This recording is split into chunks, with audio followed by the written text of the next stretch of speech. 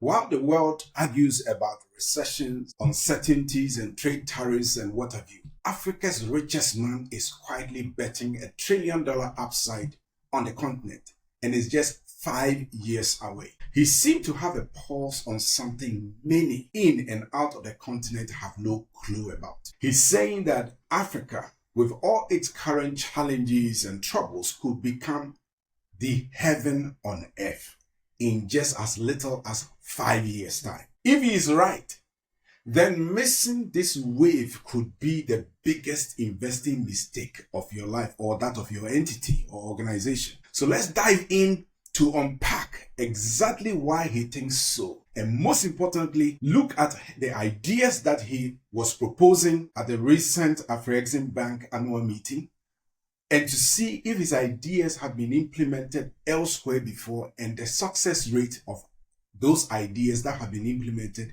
in other places outside the continent. Let's dive in. All right, but before we do, I have a report that I think it will be ideal to get your hands on. It's free. It's the report about, we call it the African advantage. Do you know that a lot of people bring large swaths of cash to invest in Africa? Business plan is fine, everything is fine. But the only thing missing is that they do not understand the cultural nuances as it pertains to Africa. Africa is a very diverse place with different cultures, different ways of doing things.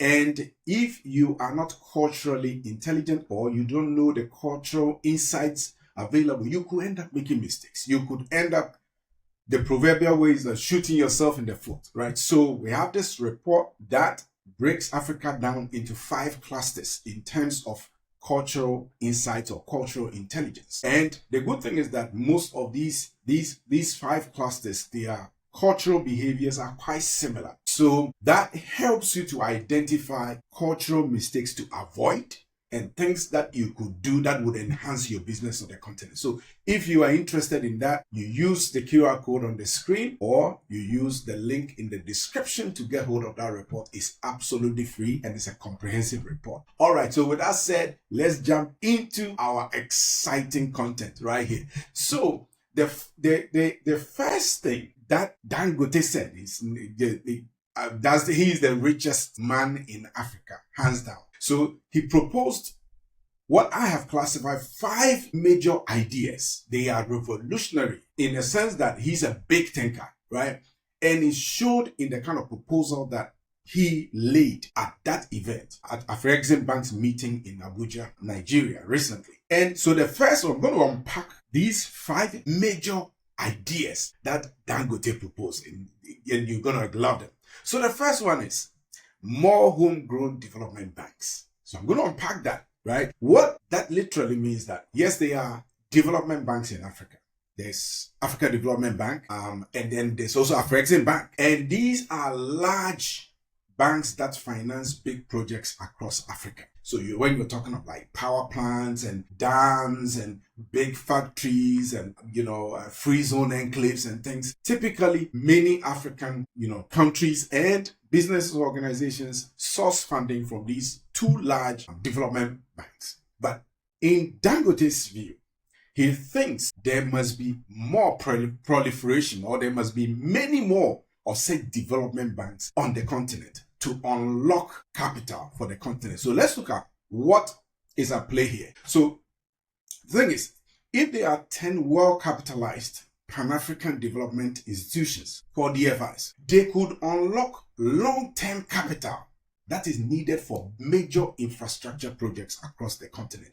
Not just infrastructure, to also boost trade, right? And once we have that, the cost of capital for large-scale projects would come down. Because what happens is that currently, many businesses, there's lack of capital in the system. There's a capital gap in the system. And I hear it's about $100 billion gap that needs to come in to help Africa grow rapidly. So to unlock that, we need this kind of development bank. We don't just need AfricaInsights Bank and Africa Development Bank. We need more, possibly 10 of their size, who can finance these kind of major projects.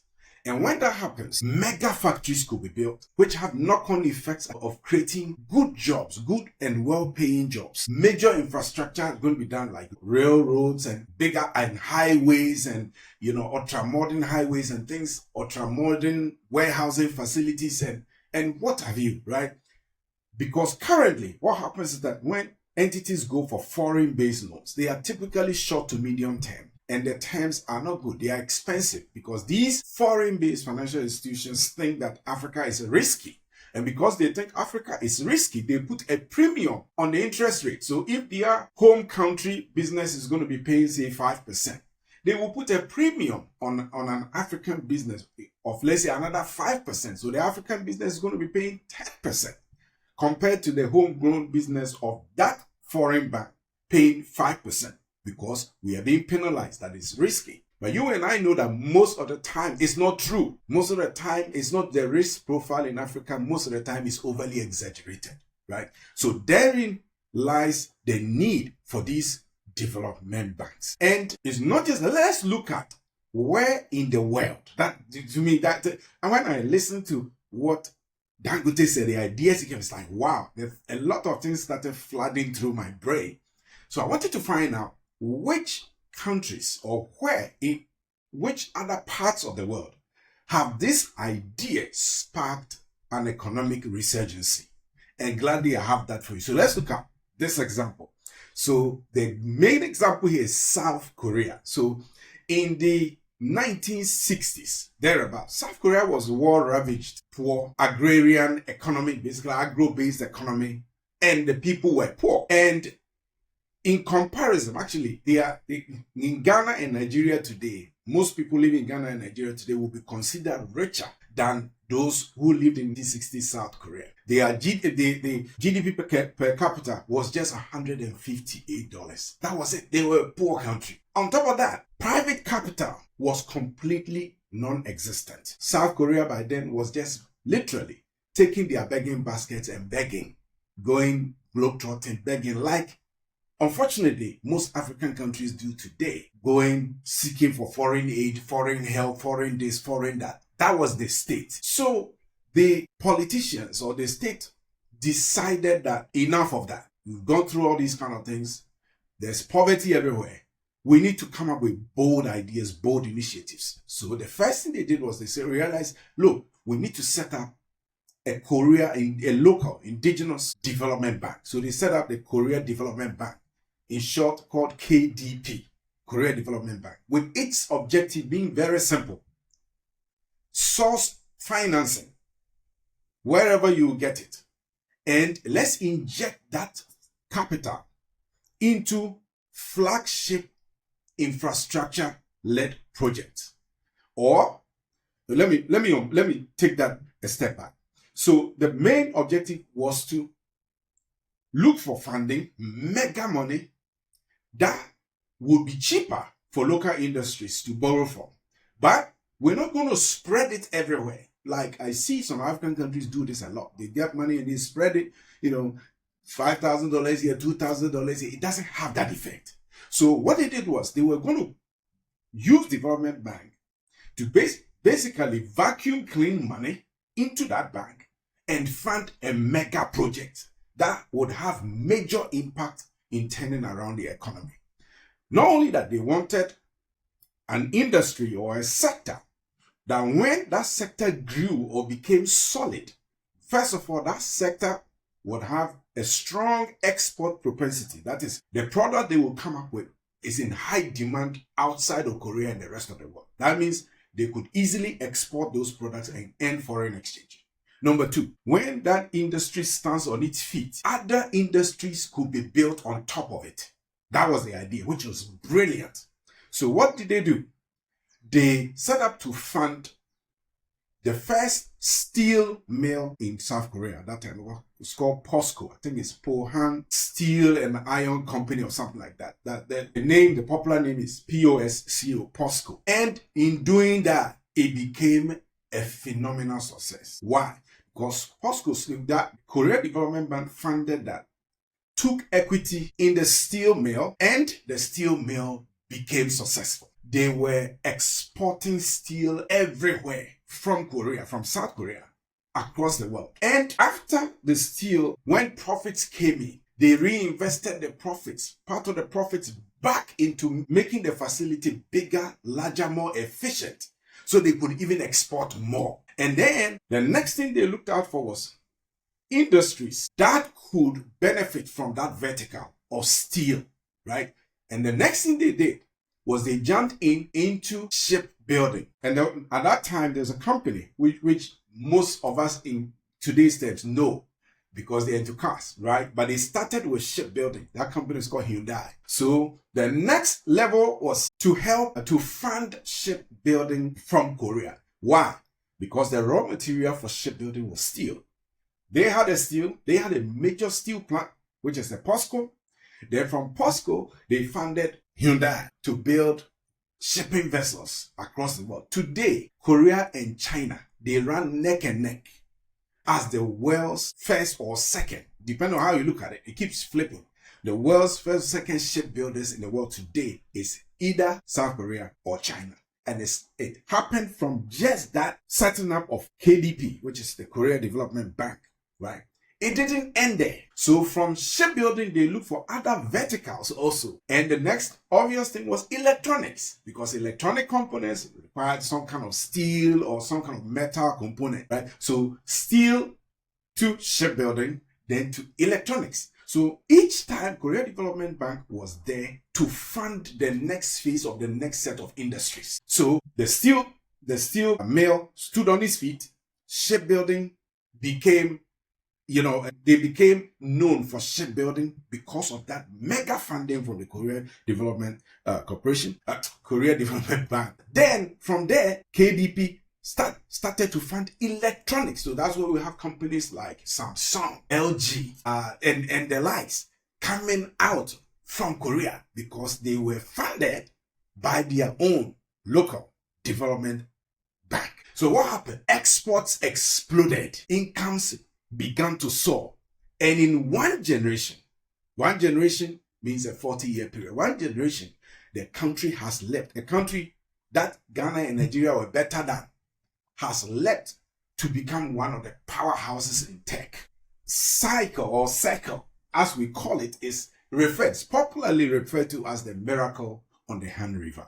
Miracle on the Han River. And that is the beauty of it. So let's look at the key takeaways, particularly what are some of the lessons that we as Africans or investors who love Africa would want, the key takeaways we can also glean from or learn from. And I think that is the angle that Mr. Dangote was looking at. So the first thing is that DFIs or development banks, they are catalysts. They can change economies, as you saw in the case of Korea. So if we have the types of AfricaInsights Bank or multiple, Africa Development Bank spreading across the continent, that would unlock what we call patient capital to be able to help unlock key industries across Africa. And I think most African countries, even at their local level, must have their own development banks.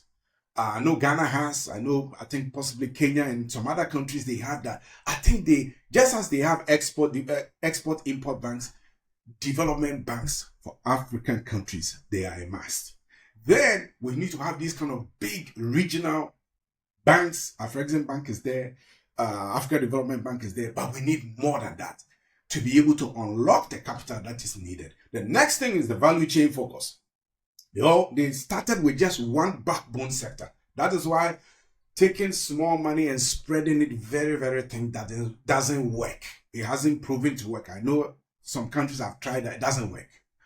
So you go for backbone sector and pour gasoline on that backbone sector in terms of money. So in Africa sector, we could look at emerging areas like lithium refining or graphite refining or bauxite refining, and build that becomes an anchor industry that could spur into other verticals on the continent. Then the other thing is export-oriented discipline. These are all lessons that we could learn. We're looking at the places that the development bank should put their money should be export-oriented areas or sectors that could leverage the Africa Continental Free Trade Area Agreement that can provide the foreign currency, right? The foreign currency to be fed back into the local development bank so that they could unlock more capital to help other industries. So basically, that is idea number one. All right. Before we jump into idea number two, if you haven't downloaded the African Advantage, take this time to do so. It is a report that talks about cultural intelligence in Africa.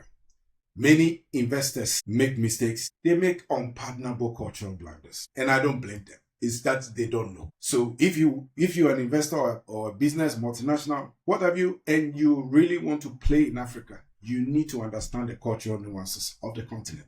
And that is what the report offers you. So if you need to download it, use the QR code on the screen or the link in the description and you get access to it just like that.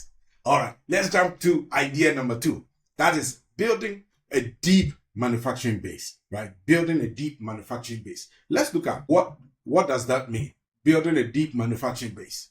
Okay, so basically, Africa, like most third world countries, typically are very, very resource endowed, agro resource, mineral resource, what have you. But what happens is that they just get the raw material, whether it's cocoa or crude or whatever it is, they dig it and they just ship it to get money. But what happens is that when you do that, most of the time you leave a lot of money on the table because the world pays for refined products, not raw materials. That is where the juice is. So think about it. You get your skin, let's say the skin of cow or sheep or whatever it is. The value of the sheep skin is not that much, right? It's not that much. But what happens if it gets transformed and it becomes a Louis Vuitton bag?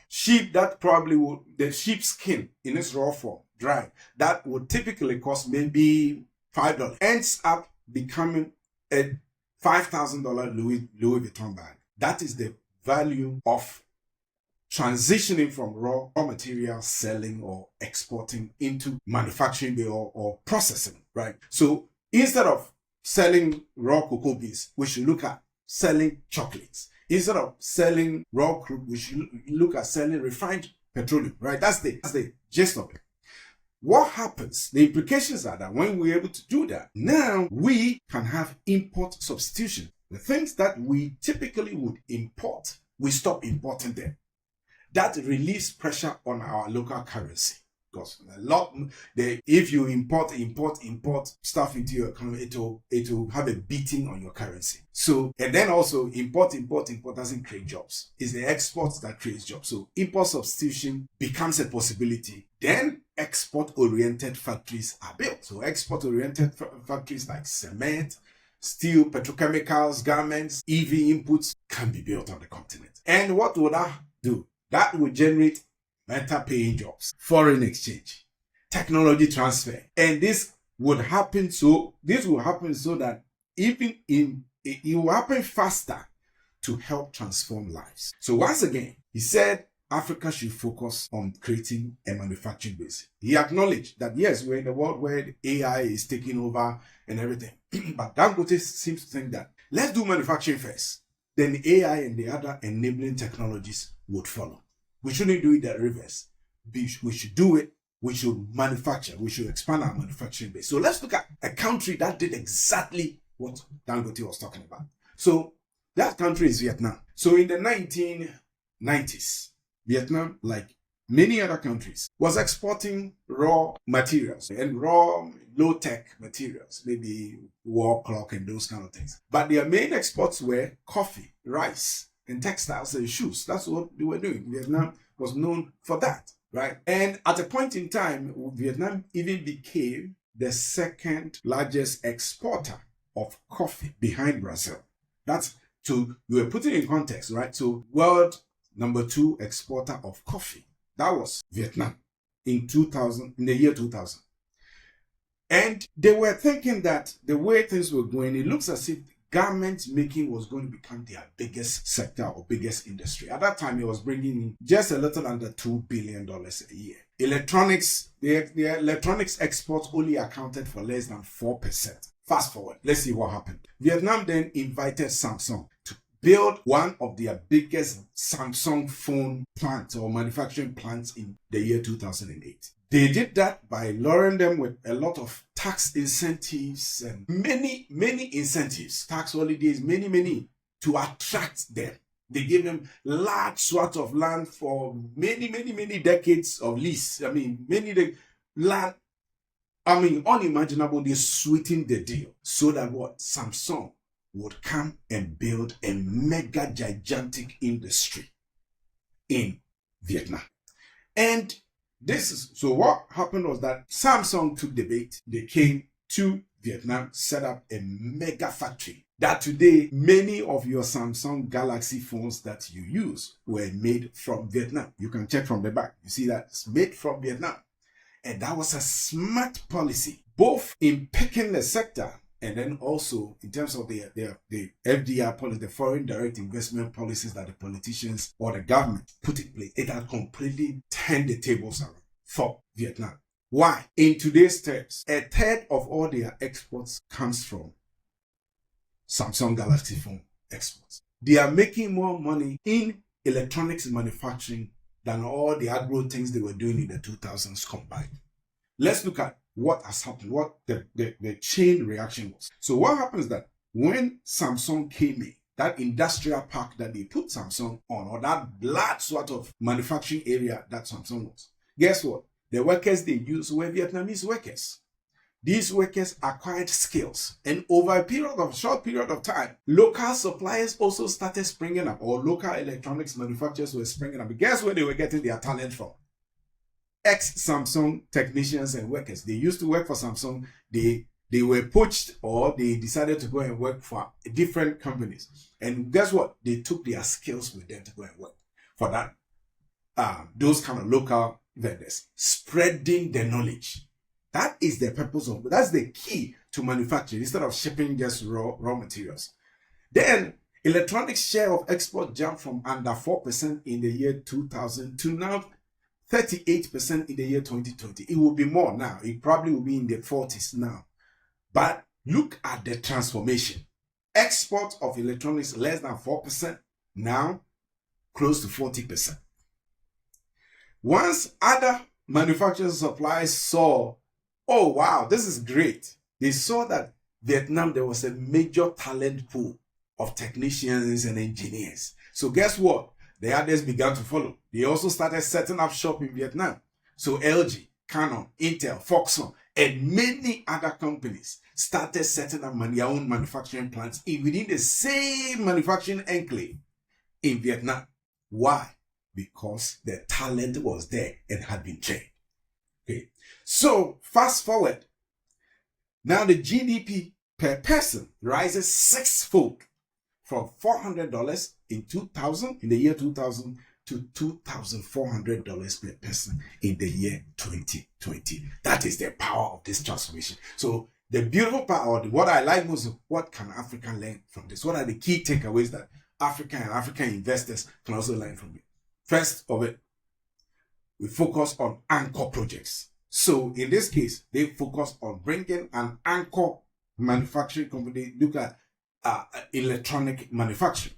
In Africa's case, because of the rise in electric vehicles and the fact that we have large deposits of minerals like lithium and graphite and bauxite and what have you on the continent, a single lithium battery gigafactory or an EV motor plant could set off a chain reaction to bring in more factories within that locality within Africa. Then there are trade corridors. So after AfCFTA can provide a tariff-free market that Samsung had in Vietnam. That's already what the Continental Free Trade Agreement is supposed to do, unlock a bigger continental market, right? Then youth skill upgrade. So factory-led trainings offers rapid path to skill flow from low skill things like subsistence farming to transitioning our youth, which we have in abundance, to become to fill tech assembly jobs. And that's the beauty of it.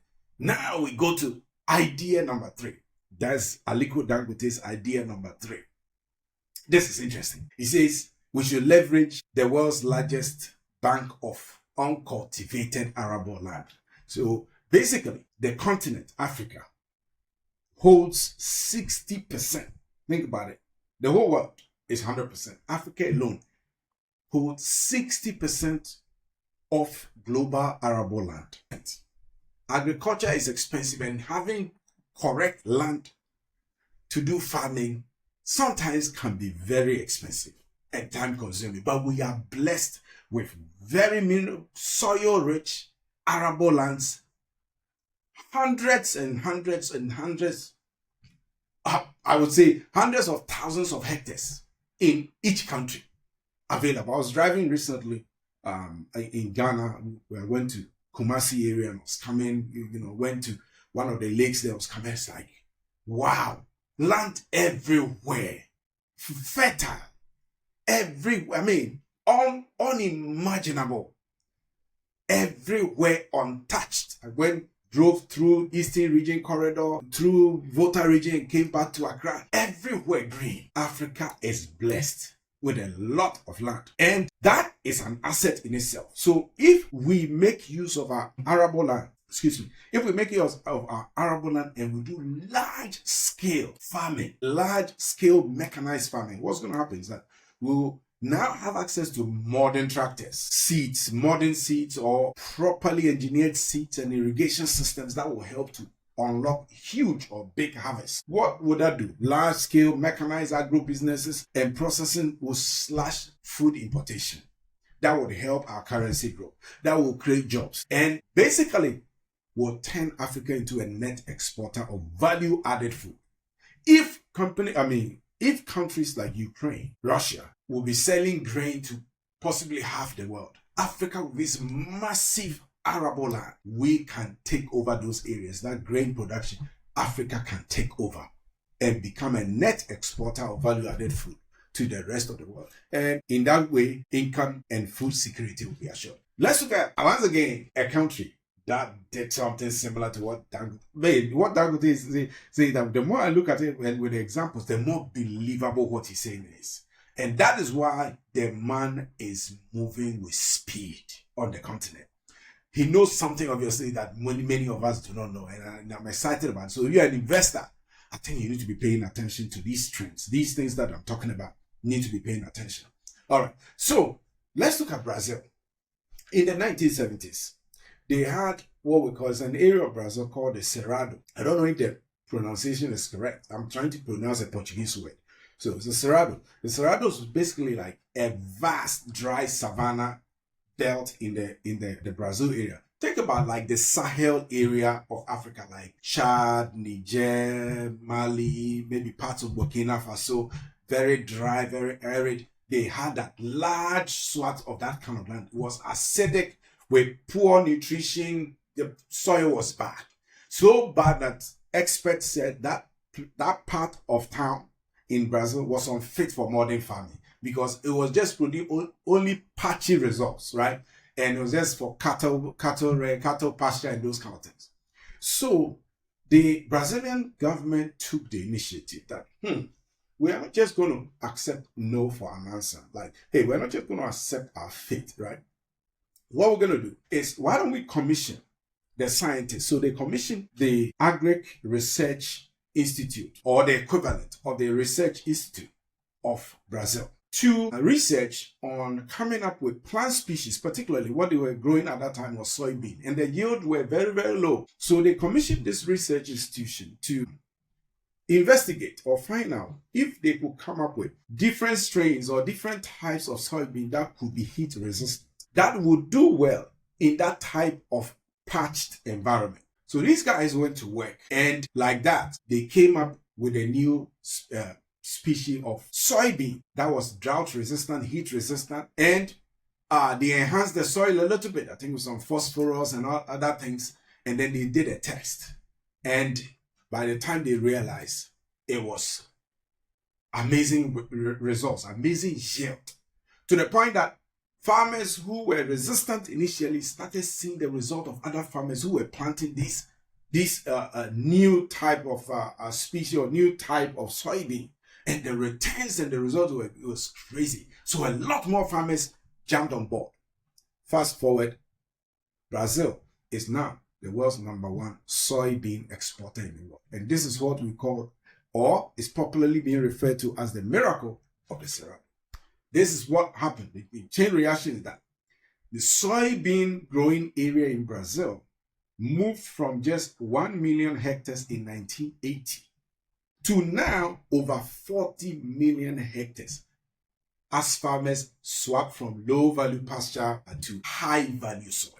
That is what happened. From 1 million hectares to now over 40 million hectares. Because of that, in that area, in that abandoned area that nobody thought was there, any good thing was going to come out of the Cerrados. Now, that called for construction of new highways, inland ports, barges, and everything to make sure that the cost of exporting or cost of sending the soil to the ports was lower. So infrastructure has been built because of the new ecosystem in terms of soybean,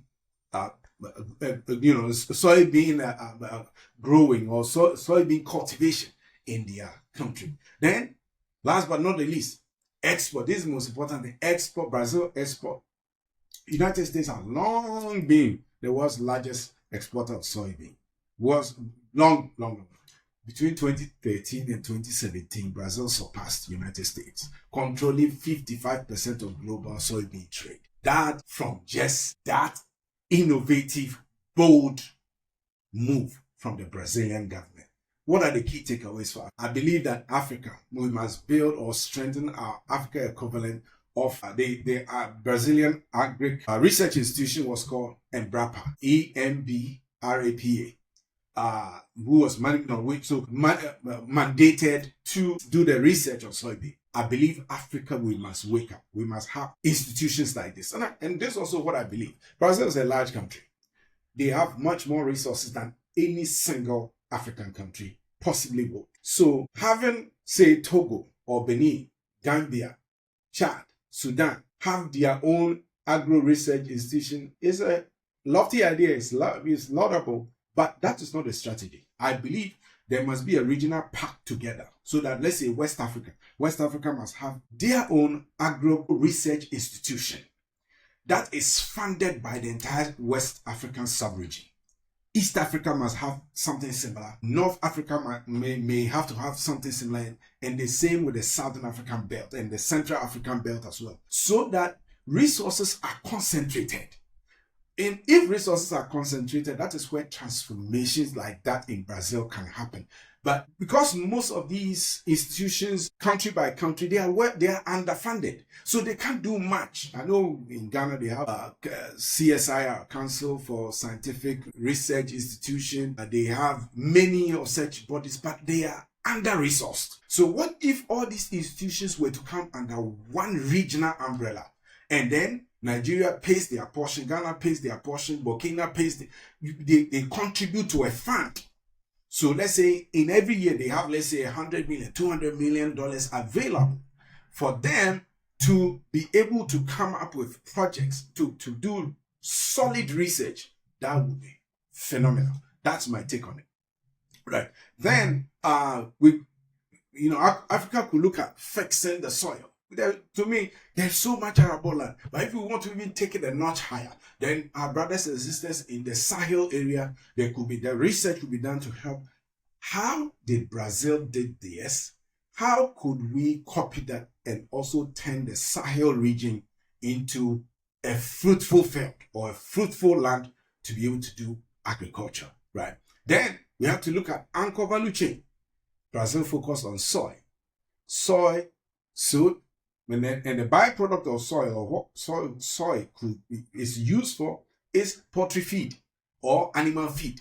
So that fed into their pork industry, poultry industry, and what have you. So Africa should also look at what anchor agro sector can unlock other value chains on the continent, particularly export-oriented value chain. And that will be a game changer. Let's look at number 4. Now, number 4 is equally very exciting. That is processed minerals on the continent. Processed minerals.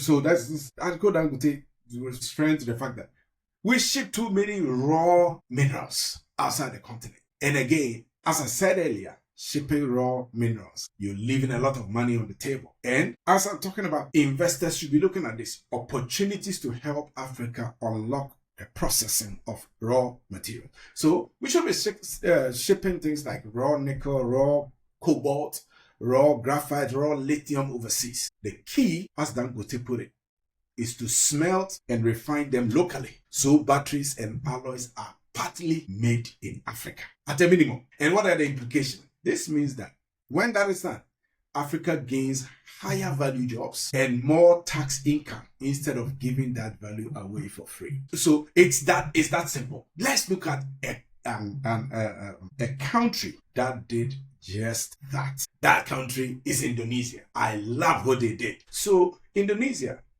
has been an exporter of nickel for many years. Like many African countries, that especially the Southern African countries, they have access to nickel, and I think some Central and Eastern Africans, they have nickel deposits. So Indonesia had always been shipping raw rocks. It's basically a dig and ship economy. Then something happened. They decided that no, enough was enough.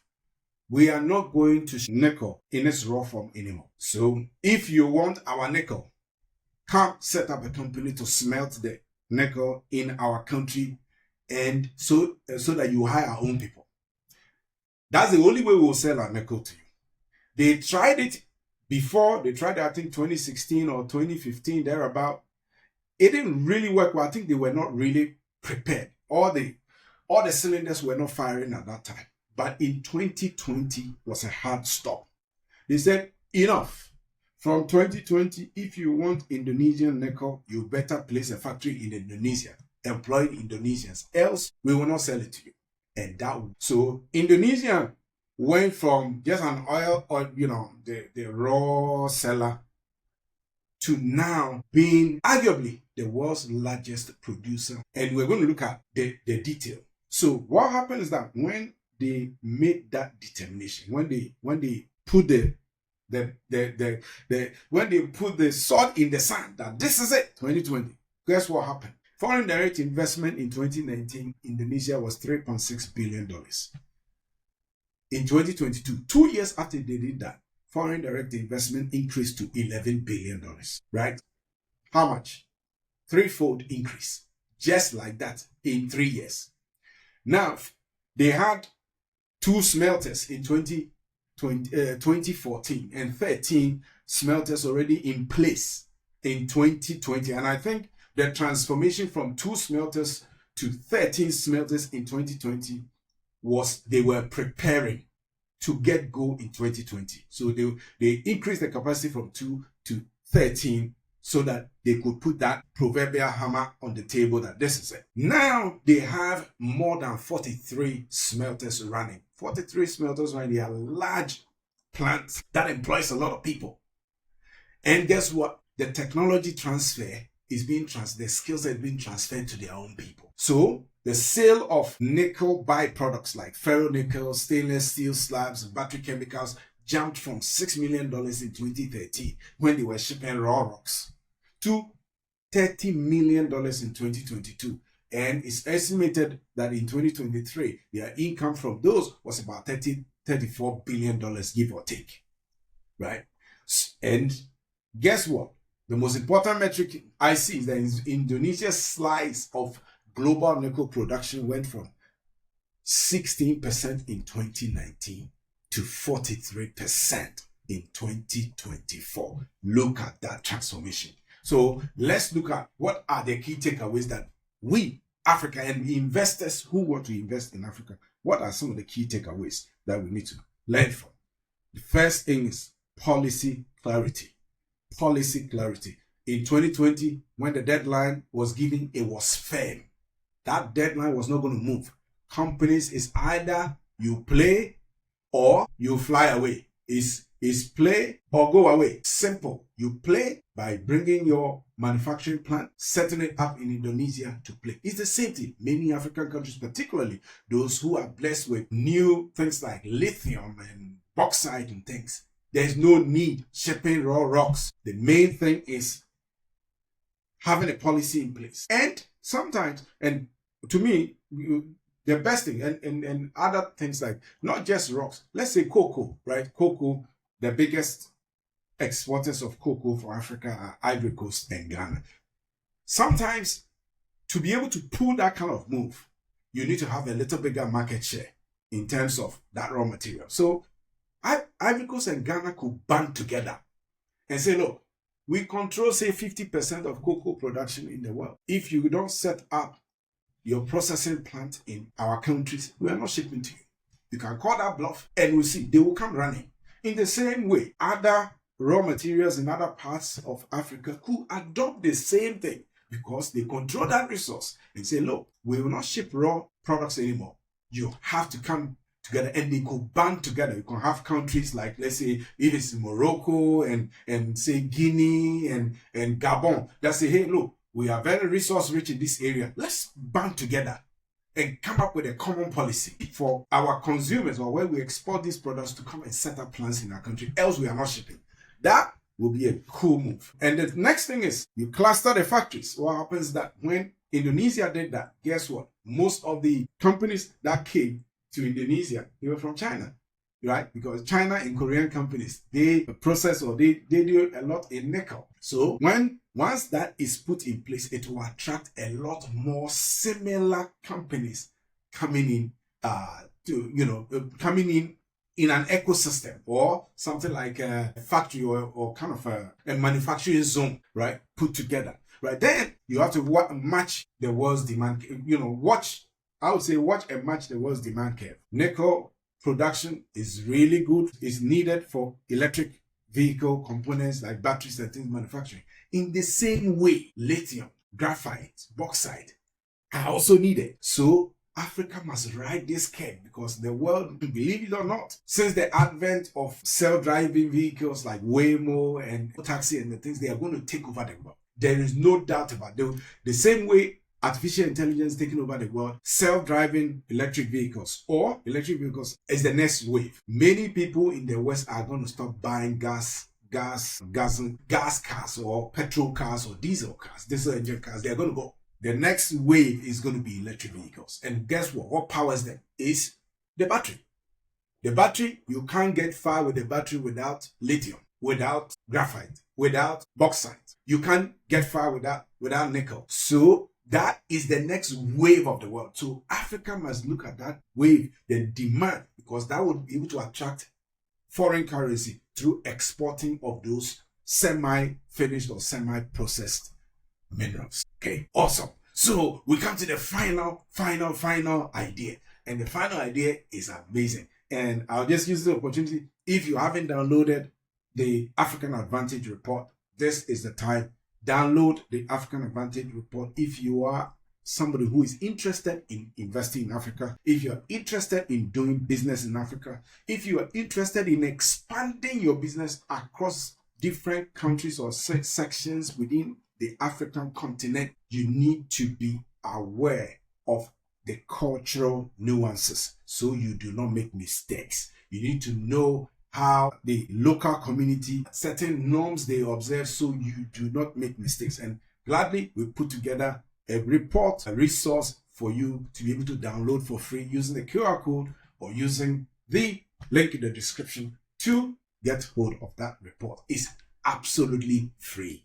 Awesome. So let's jump to the last idea Dangote shared. This is exciting. So Dangote said, last idea is think big. We should think big.